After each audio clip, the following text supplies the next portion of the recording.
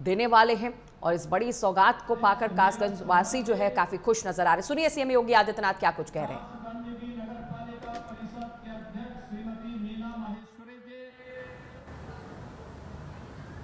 अध्यक्ष नगर पालिका परिषद स्वरो श्री रामेश्वर दयाल मोहरे जी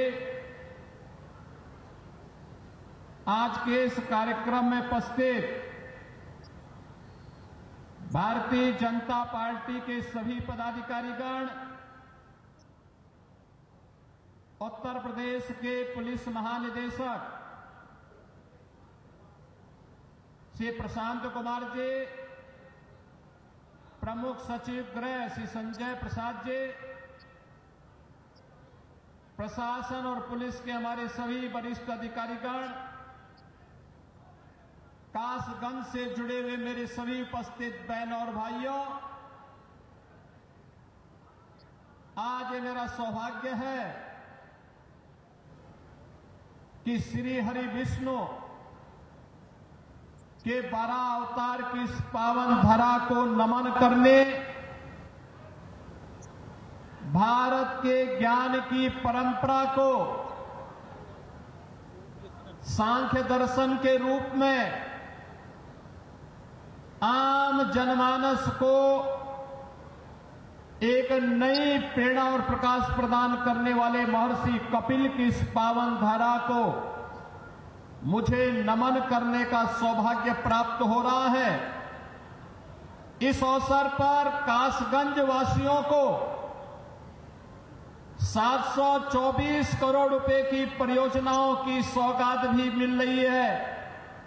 इसके लिए कासगंज के जनप्रतिनिधियों को हृदय से धन्यवाद देते हुए यहां की जनता जनार्दन का मैं अभिनंदन करता हूं, उनका स्वागत करता हूं। बहनों और भाइयों, मैं बधाई देता हूं कासगंज वासियों को कि आज इतनी परियोजनाएं आपको प्राप्त हो रही हैं। कासगंज याद करिए, जब सृष्टि के निर्माण की प्रक्रिया आगे चल रही थी, भगवान श्री विष्णु का तृतीय अवतार 12 भगवान के रूप में इसी धरती पर, सोरों की धरती पर, इस धरा के कल्याण के लिए अवतरित होते हैं। सोरों की इस पावन धरा को, जो कासगंज जनपद की पावन धरा है, इसको नमन करता हूं। और ये हमारा सौभाग्य है कि सोरों के इस आध्यात्मिक महत्व को हमारी डबल इंजन की सरकार ने समझा है। प्रधानमंत्री मोदी जी के विरासत और विकास के इस कार्यक्रम को हम लोगों ने समझा ही है, बल्कि उसको प्रभावी ढंग से क्रियान्वयन कैसे होना चाहिए, आज सोरों के अंदर चल रही विकास की परियोजनाएं, कासगंज के अंदर चलने वाली विकास की परियोजनाएं उसका उदाहरण है। और उन्हीं के लोकार्पण और शिलान्यास के लिए आज मुझे आपके इस जनपद में आने का सौभाग्य प्राप्त हुआ है। इन सभी परियोजनाओं के लिए मैं कासगंज वासियों को हृदय से बधाई देता हूं, अपनी शुभकामनाएं भी देता हूं। बहनों और भाइयों, यूनिफॉर्म की क्या कीमत होती है और उसका क्या महत्व होता है, आपने अभी ऑपरेशन सिंदूर के माध्यम से पाकिस्तान की कमर को तोड़ने वाले भारत माता के बहादुर जवानों के शौर्य के माध्यम से देखा होगा।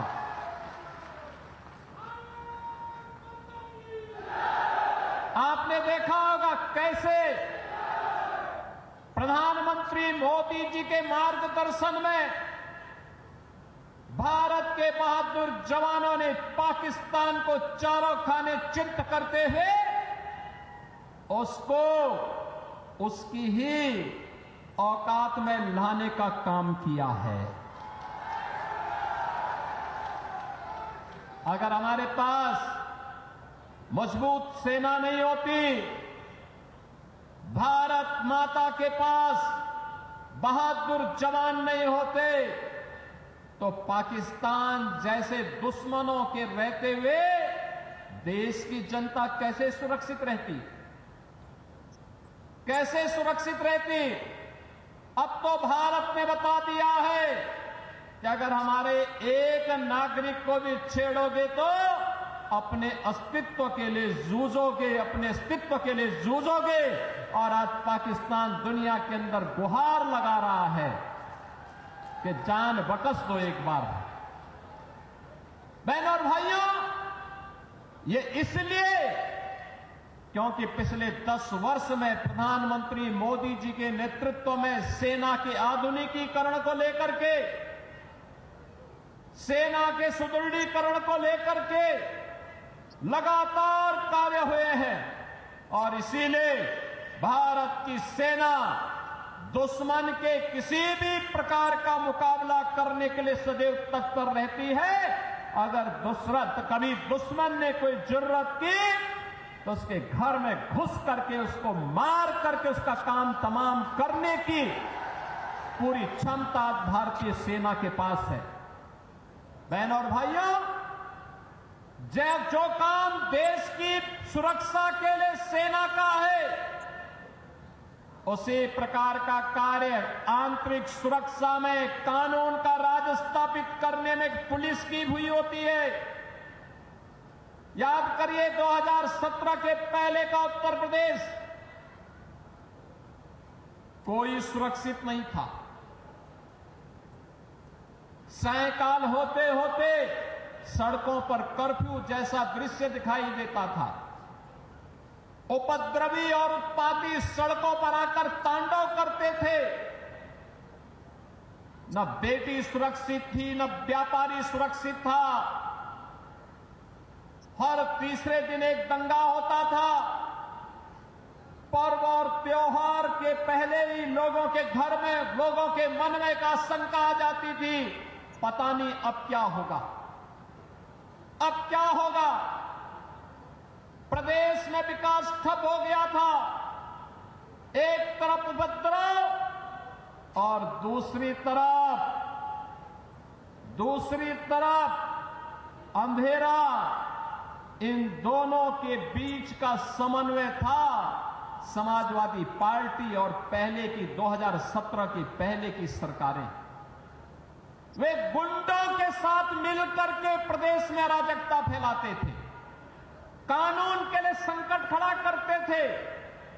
बेटी और व्यापारी की सुरक्षा के साथ उनके सुरक्षा के साथ खिलवाड़ करते थे, सज्जनों को प्रताड़ित करते थे, दुर्जनों का महिमा मंडन करते थे। यही पिछली सरकारों का कार्य था। और जब विकास एजेंडे में नहीं होता है तो फिर सरकार कुछ कर नहीं सकती। याद करिए, कासगंज जनपद का निर्माण 2008 में हुआ था। 2008 में बहुजन समाज पार्टी की सरकार थी। उसके बाद 5 वर्ष समाजवादी पार्टी की सरकार रही। बहनों और भाइयों, पुलिस लाइन, जो पुलिस की व्यवस्था की बुनियादी आवश्यकता होती है, इसके लिए न जमीन दी गई, न पैसा दिया गया। और केवल कासगंज नहीं, उत्तर प्रदेश के लगभग 12 जनपद ऐसे थे जिनमें जिला मुख्यालय नहीं थे, पुलिस लाइन नहीं थी। डीएम और एसपी भी किसी ब्लॉक में बैठने के लिए मजबूर होते थे।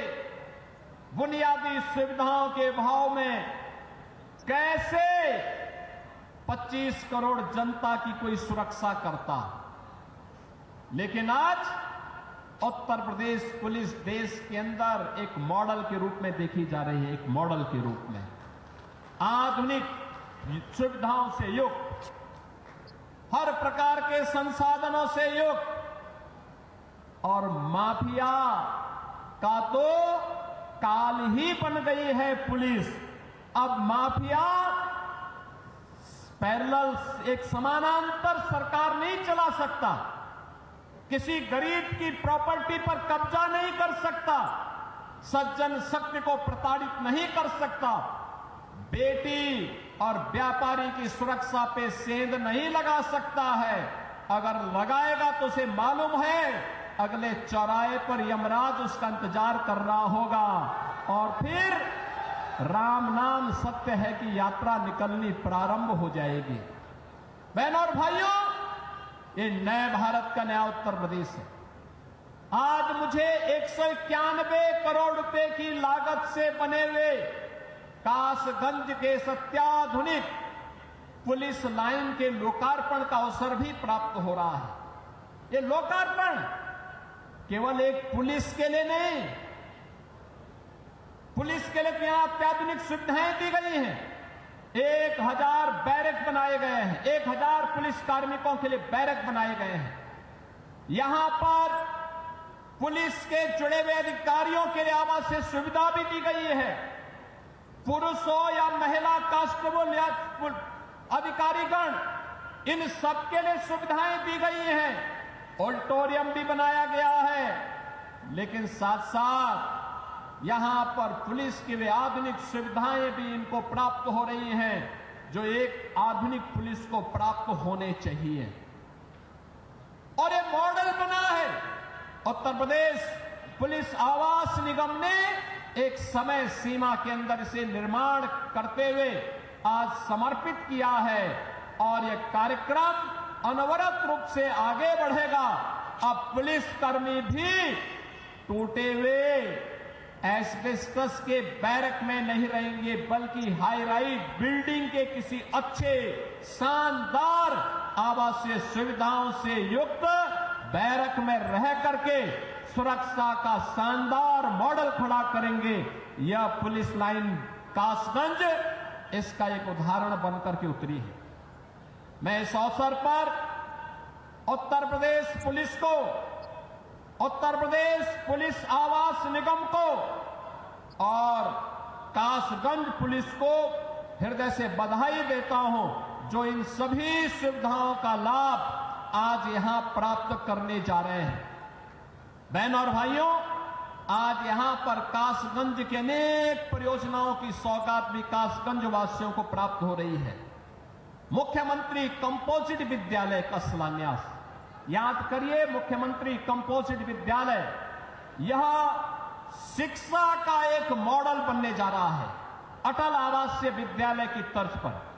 अटल आवासीय विद्यालय 6वीं क्लास से 12वीं तक है, लेकिन मुख्यमंत्री कंपोजिट विद्यालय, बहनों और भाइयों, यह प्री प्राइमरी से लेकर के 12वीं तक होगा और हमारा प्रयास होगा पहले चरण में जनपद स्तर पर, दूसरे चरण पे तहसील स्तर पर, तीसरे चरण में ब्लॉक स्तर पर, चौथे चरण में न्याय पंचायत स्तर पर विद्यालयों की एक श्रृंखला खड़ी होगी और उत्तर प्रदेश के गरीब का बच्चा भी आधुनिक शिक्षा से युक्त होकर के देश के विकास में अपना योगदान देगा।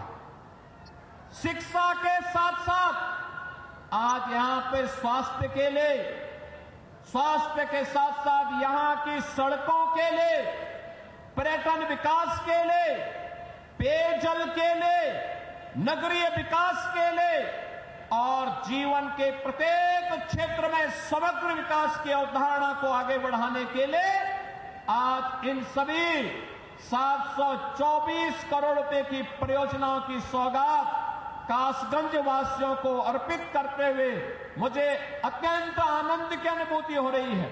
मैं धन्यवाद दूंगा अपने माननीय जनप्रतिनिधियों को, जिन्होंने रुचि लेकर के यहां की विकास की योजनाओं को आगे बढ़ाया है और रुचि लेकर के इन कार्यक्रमों को सफलतापूर्वक क्रियान्वित करने की दिशा में आगे बढ़े हैं। बहनों और भाइयों, विकास ऐसे ही बढ़ता है। शोरों का पर्यटन विकास होगा। याद करिए, शोरों का महत्व वही है जो आज संभल का महत्व है। अब तो आप समझ गए होंगे संभल के महत्व को। वह भी भगवान श्री हरि विष्णु का कल्कि अवतार की भूमि है और ये सोरो श्री हरि विष्णु का 12 अवतार की भूमि, ये तीसरा अवतार है। याद करिए, सोरो तीसरा अवतार है और संभल 10वां अवतार है।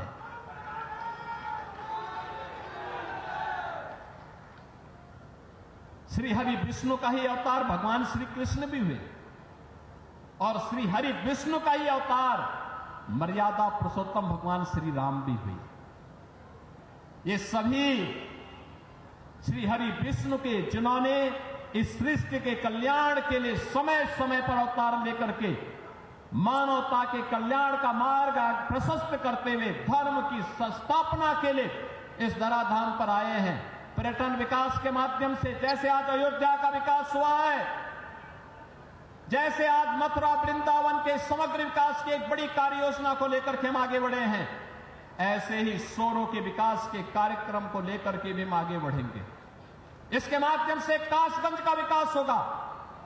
जैसे प्रयागराज महाकुंभ में करोड़ों की संख्या में श्रद्धालु जन आकर के वहां पे आस्था के अभिव्यक्ति को भी प्रदर्शित किए, लेकिन आस्था को आर्थिकी के साथ जोड़ा जा सके, इसका उदाहरण प्रयागराज ने दिया है। ऐसे ही आपका सोरो भी देगा। और इसलिए बहनों और भाइयों, विकास की इन सभी परियोजनाओं के लिए आगे बढ़ते हुए कासगंज वासियों को इस बात के लिए आश्वासन देते हुए आज मुझे यहां बताते हुए प्रसन्नता है, यहां पे कुछ प्रस्ताव हमारे जनप्रतिनिधियों ने हमें दिए हैं। इसमें ये प्रस्ताव मुख्य रूप से एक कासगंज का है, नदई पुल का सुंदरीकरण और उसके पुनरुद्धार की योजना का है, कासगंज की पौराणिक परंपरा को एक म्यूजियम के रूप में सजोने का है। और म्यूजियम के रूप में सजोने की इन परियोजनाओं के लिए हम अपनी सहमति दे रहे हैं। कासगंज वासियों में अपनी पौराणिक परंपरा के बारे में इस बात की जानकारी हो सके।